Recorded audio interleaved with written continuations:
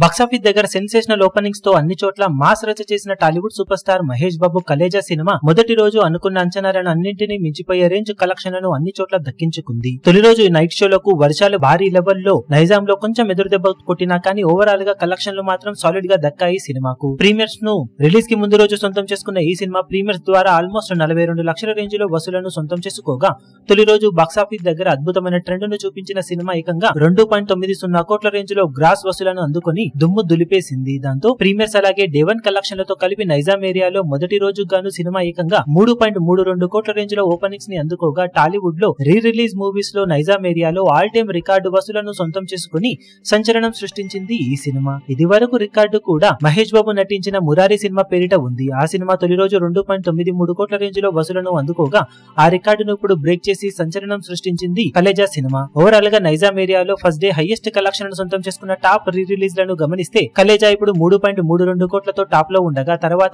మురారి 2.93 కోట్ల వరకు కలెక్షన్, గబ్బర్ సింగ్ 2.52 కోట్ల వసూలను, బిజినెస్ మ్యాన్ 2.46 కోట్ల వసూలను, ఖుషి 1.65 కోట్ల వసూలను, ఆర్యా 2 1.65 కోట్ల వరకు వసూలను అందుకొని మిగిలిన ప్లేస్లలో నిలిచాయి.